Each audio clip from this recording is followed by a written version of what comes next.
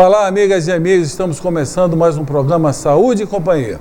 Esse programa é apresentado por mim, Renato Silva, professor da Faculdade de Medicina de São José do Rio Preto e chefe da unidade de transplante de fígado do Hospital de Base. E pelo professor Domingo Marculino Braille. Professor Braille é emérito da Unicamp, da FAMERP, nosso pró-reitor de pós-graduação. E por que esse programa chama-se Saúde e Companhia? Porque nós sempre temos aqui na bancada alguém que vem trazer informações para que você cuide melhor de sua saúde e de sua família. Hoje nós temos o prazer de receber aqui a nutricionista Ludmila Crespo Buzelo. Falei certo seu nome? Falou. Ela é contratada do Hospital de Base, trabalha nas unidades de transplantes e presta um serviço extremamente importante na nossa instituição. Só para vocês terem uma ideia, o paciente que vai ao hospital para fazer uma avaliação pré-transplante, ele passa em uma sala de acolhimento, onde nós temos serviço social, psicólogo e, acima de tudo, as pessoas com conhecimento em nutrição. E eu gostaria, Ludmila, primeiro de fazer uma pergunta para você. Ontem eu estava lendo um artigo sobre a doença gordurosa do fígado e nos Estados Unidos. Nós temos 30% da população com gordura no fígado. Uma pergunta para você seria por que de uma hora para outra a população mundial começou a ficar com sobrepeso? Primeiramente eu queria agradecer o convite, né? Sou muito honrada por estar aqui por isso, tá? Mas vamos à pergunta, né? Por que de uns tempos para cá, vamos dizer, que a população vem ganhando muito peso? Primeiramente a gente tem a saída da mulher de casa, né? Saindo para trabalhar e muitas vezes a gente precisa de um fast food, uma comida mais rápida, uma comida mais prática, e isso vem trazendo grandes malefícios, vamos dizer assim, para a população quando isso se torna rotineiramente, né? A população não tem mais perdeu a situação de porções, de quantidades de alimento que se deve ser ingerido adequadamente. Né? Antigamente a gente tinha uma população que comia para se saciar. Hoje em dia a gente come por prazer e muitas vezes só pelo prazer. E isso acaba levando as pessoas a comerem em excesso e optar por alimentos não nutritivos como o nosso organismo precisa.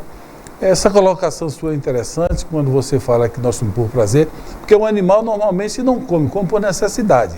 Ele come, saciou sua sede, ele não come mais, não tem a gula que nós temos nos olhos. Outra observação interessante é essa colocação sua que a mulher hoje faz parte da força de trabalho e isso reduziu a sua atividade doméstica, não é?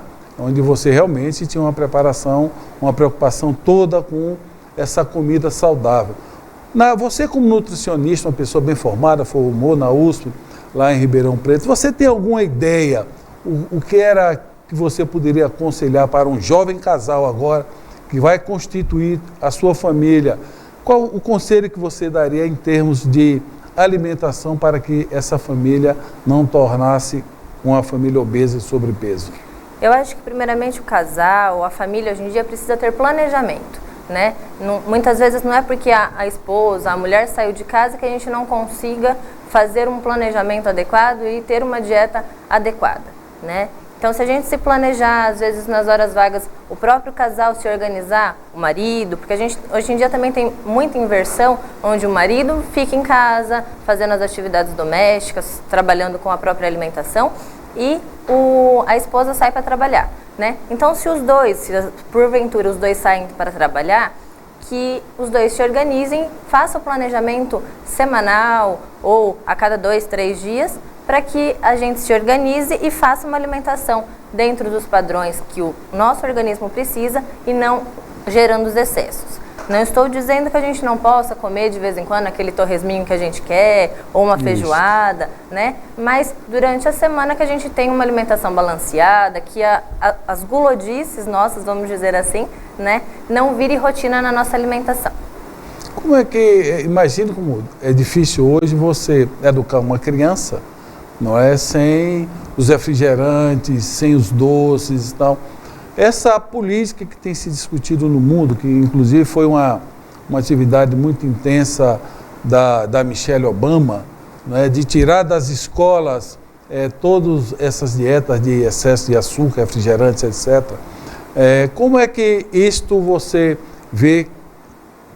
Nós poderíamos mudar com uma educação fundamental participando? Você acha que isso mudaria um pouco o perfil? Porque tem criança que diz, eu não como legumes, e a mãe deixa ela assim comer legumes, por exemplo, que é fundamental.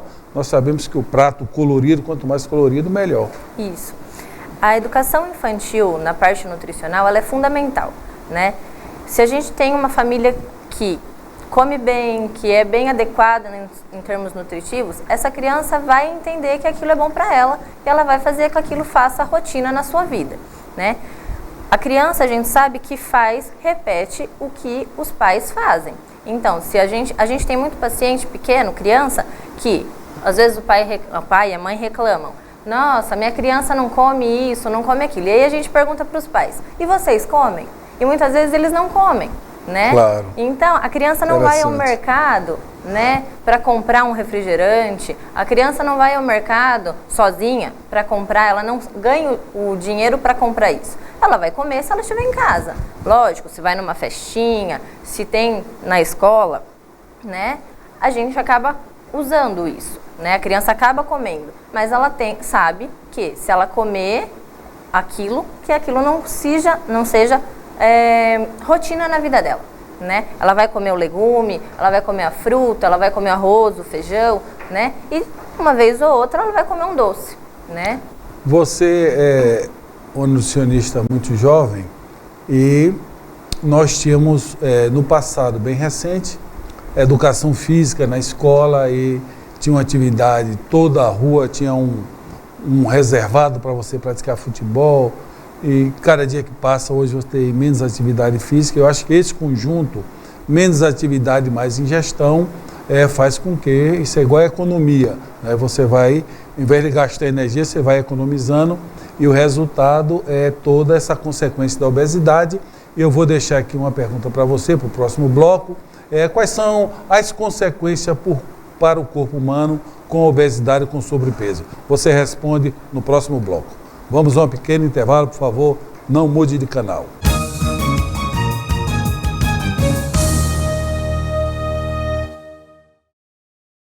Já pensou nas relações que marcam a nossa vida? Elas surgem de tantas maneiras, quando 1 mais 1 é mais que 2. Algumas acontecem com o tempo, outras de repente. Elas nascem quando se fecham os olhos, ou quando eles se abrem. Grandes relações marcam nossa vida, por isso a Unimed está sempre ao seu lado. Cuidar de você, esse é o plano. Unimed.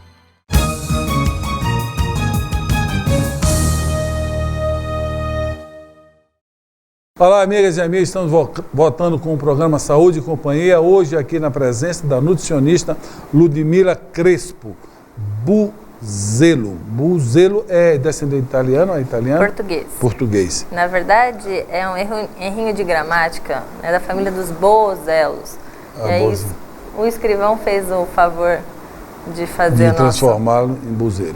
Bem, ficou uma questão aqui para você, como nutricionista e um observador e uma estudiosa da nutrição, responder aqui para o nosso telespectador qual as consequências do sobrepeso e, em seguida, como é que você pode mudar quem está com sobrepeso, o que é que poderia fazer para voltar a ter uma forma saudável de vida. A obesidade a gente já sabe que é uma doença inflamatória por si só. Hoje em dia a gente já chama a obesidade por ser uma doença, né?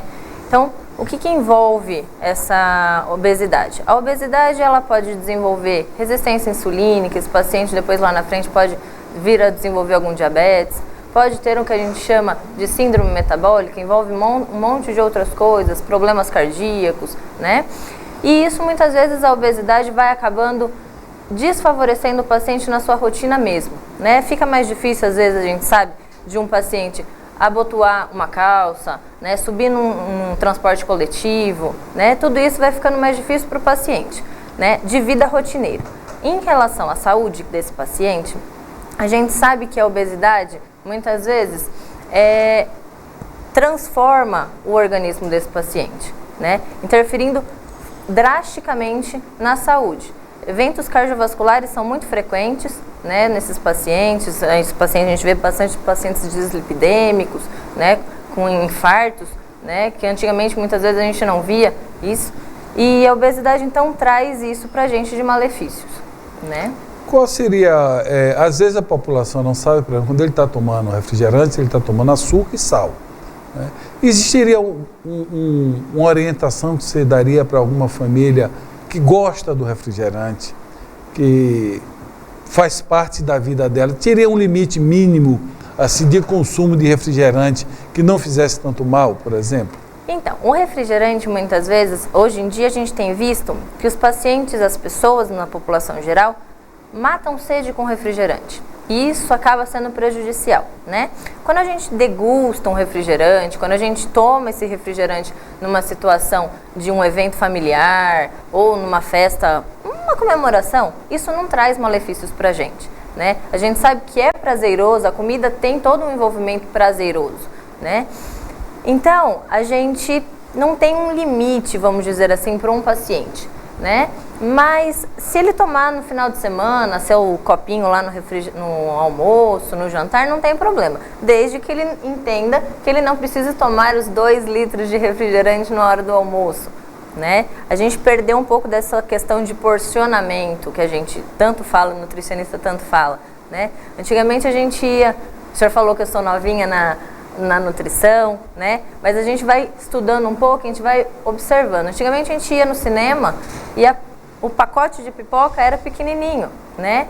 O refrigerante era uma garrafinha. Hoje em dia a gente vai com um balde de Coca-Cola, de pipoca e um refrigerante de 500 ml individual. Então o porcionamento muitas vezes interfere nessa nossa rotina, né?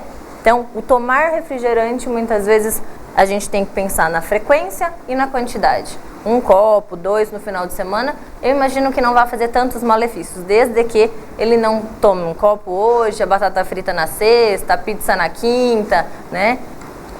A nutrição, como a medicina e a saúde em geral, às vezes nós vamos por algum caminho que mais tarde nós vamos ver que não era correto. As pesquisas mostram, os estudos, tanto estudos epidemiológicos, retrospectivos, como estudo prospectivo, que são fundamentais, e de vez em quando a gente percebe que alguma coisa não andou bem, em alguns tratamentos, por exemplo.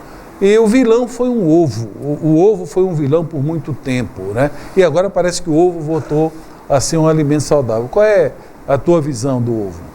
A minha visão do ovo é a minha visão de todos os alimentos, vamos dizer assim, né?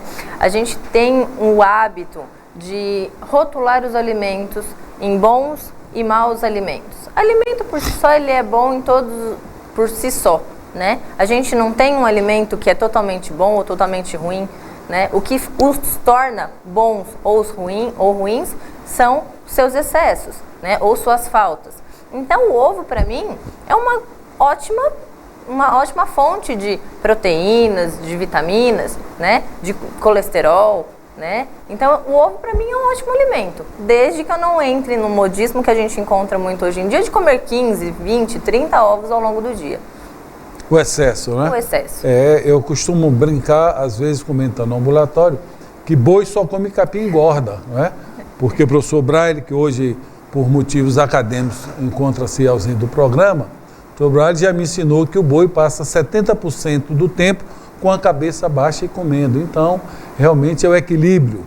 E dentro, falando em equilíbrio, nós temos o nosso prato básico, a nossa refeição básica, o arroz, o feijão, a salada e um bife, uma alimentação muito bem balanceada ou não?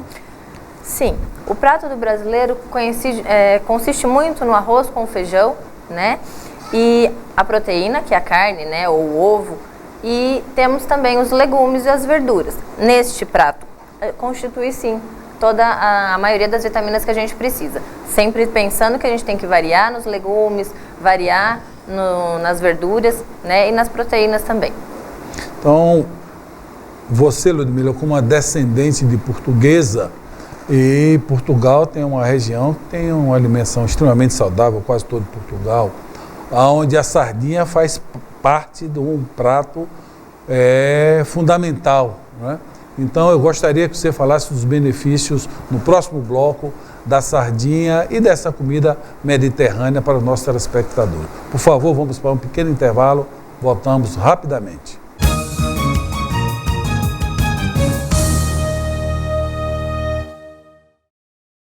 Já pensou nas relações que marcam a nossa vida? Elas surgem de tantas maneiras. Quando 1 mais 1 é mais que 2. Algumas acontecem com o tempo, outras de repente. Elas nascem quando se fecham os olhos, ou quando eles se abrem. Grandes relações marcam nossa vida, por isso a Unimed está sempre ao seu lado. Cuidar de você, esse é o plano. Unimed.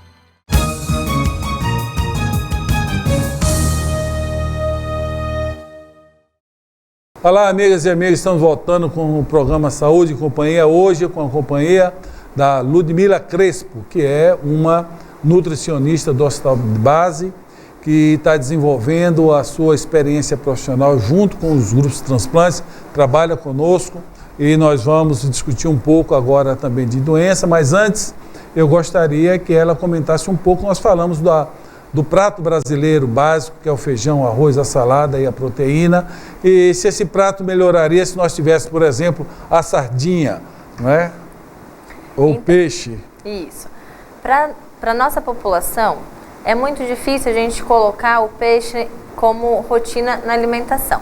Mas o senhor estava me perguntando sobre a dieta mediterrânea, né? A dieta mediterrânea, ela tem por base óleos, né, gorduras boas e bastante fibras nessa alimentação, né? Pra gente aqui, 2, 3 vezes a introdução do peixe na alimentação durante a semana seria já de bom grado, né? Não fugiria tanto da nossa realidade, mas o peixe sempre é uma boa opção, é uma proteína que tem bastante, é rica, né, em ômega 3, isso, ômega 3, ômega 6, e ela é uma proteína magra também, né?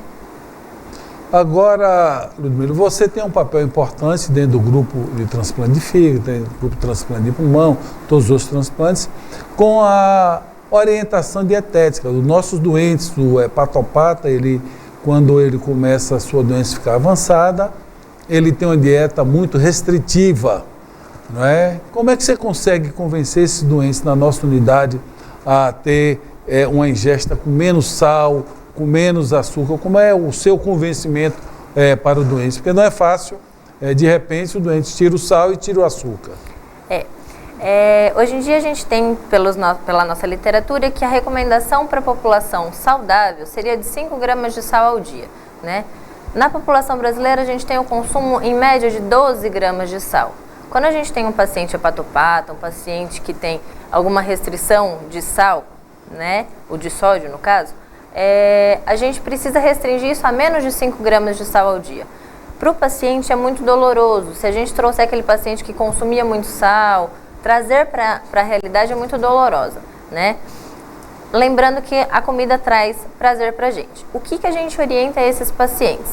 Comer os alimentos, fazer com que os alimentos se tornem prazerosos usando novos temperos. Temperos na forma de ervas, né? Lembrar do tempero da avó, do alecrim, da hortelã, do gengibre, temperos que muitas vezes a gente esquece lá no armarinho, né? E dá um novo sabor para essa comida sem a utilização em excesso do sal. Isso é público e notório que nós consumimos realmente um exagero de sal, mas esses estudos que mostram que nós consumimos em torno de 12 gramas de sal, onde é que vai mais o sal na alimentação nossa? A nossa alimentação é muito rica em embutidos, salsichas, salames, apresuntados, presuntos e nos enlatados, né? Que hoje a gente também tem na forma em sachês, né? Molhos de tomate, ervilha, milho, né? Palmitos, que muitas vezes a gente consome e nem lembramos desses alimentos como fonte de ricos em sal, ricos em sódio no caso. Outra coisa que nos preocupa como médico é nós estamos vendo que alguns cânceres, ele que aparecia numa população aí da 6ª, da 7ª década, ele tem aparecido mais em jovens. Você tem alguma teoria, ou tem lido na tua literatura de nutrologia, se existe algum fator de alimento que esteja contribuindo, suposição ou pesquisa científica, contribuindo para essa incidência. Já leu alguma coisa sobre isso? Já sim, a gente está tendo alguma vertente que está chegando aí de os alimentos modulando os nossos genes, né? Então a gente tem os alimentos modulando os genes e os genes modulando o próprio alimento, né? E isso tem interferido sim, esses excessos que a gente tem na alimentação sendo relacionado com alguns tipos de cânceres. Vou te fazer uma pergunta íntima agora. Você não é casada? Não, sou noiva. Assim que você casar, qual que vai ser a dieta que a nutricionista vai implantar em sua casa? Quer dizer, claro, fora quando nós saímos da curva de Gauss, fora os excessos que todos nós cometemos e faz parte da vida.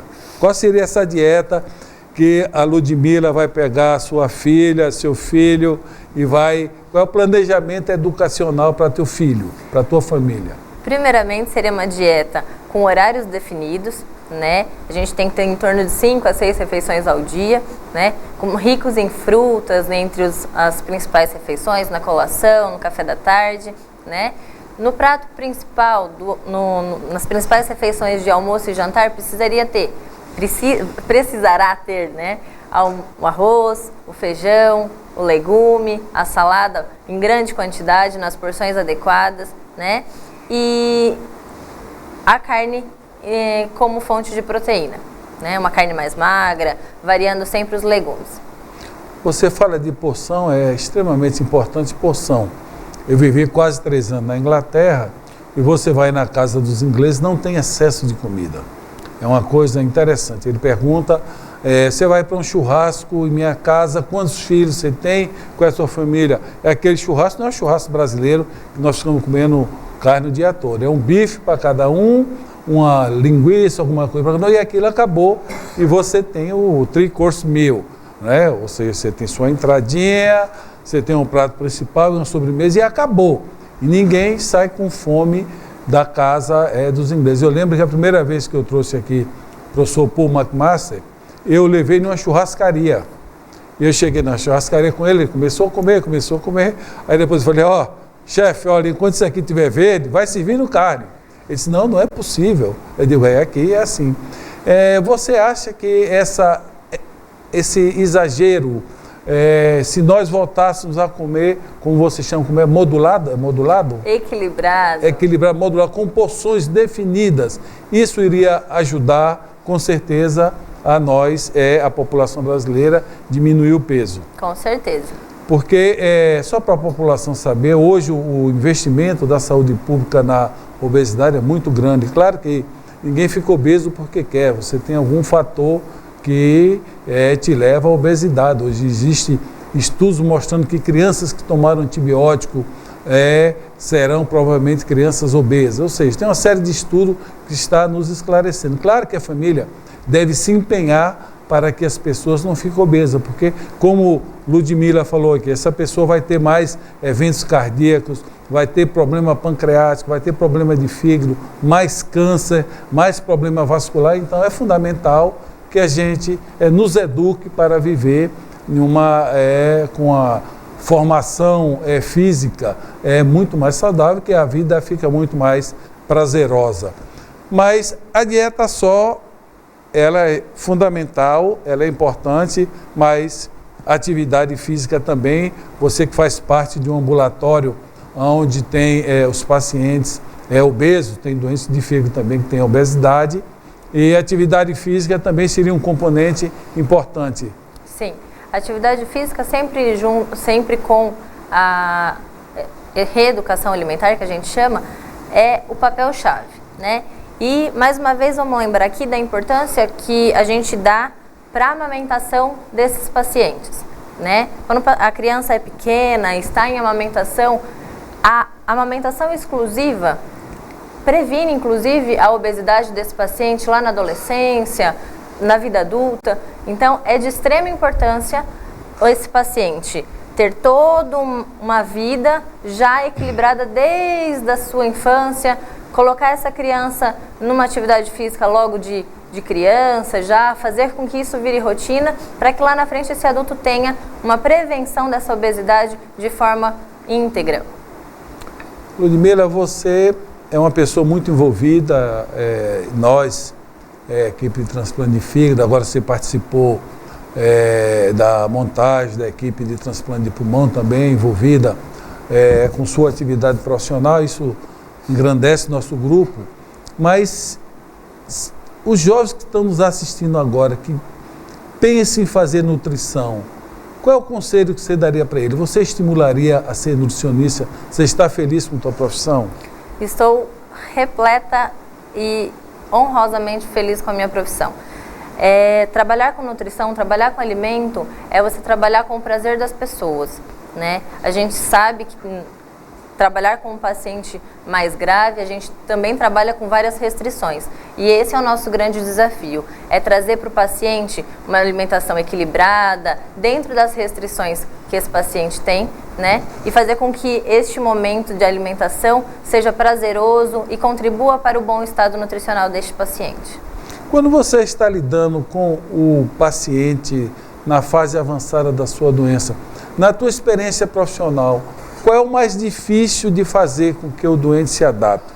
É a dieta com pouco sal ou a dieta com pouco açúcar? Eu imagino que seja com pouco sal, né? Hoje em dia tem muito se falado de diabetes e produz-se muito alimentos com para diabético, com baixo teor de carboidratos ou sem nada de carboidrato, de açúcares, desculpa, de sacarose, paciente diabético.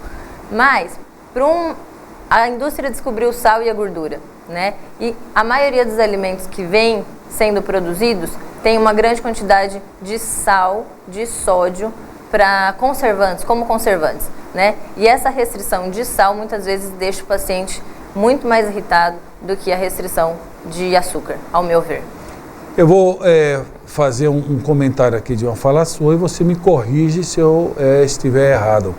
Mas você nos informou que não existe alimento ruim, que ruim é o excesso de alimento. É isso? Isso. Tá bom. Então, nós estamos chegando ao final do programa. Eu gostaria que você deixasse uma mensagem saudável para o nosso telespectador. O que eu gostaria de falar para todo mundo é que alimentação é uma situação de prazer, mas que isso não se torne patológico, né? Que a gente consiga trazer a alimentação para nosso corpo como um prazer, uma situação de glória, vamos dizer assim. E não de prejuízo. E não de prejuízos em seus excessos. Bem, obrigado a todos pela audiência, foi um prazer, Ludmila, estar aqui com vocês. Esperamos nos ver na próxima semana com paz e saúde para todos e tenham uma boa semana.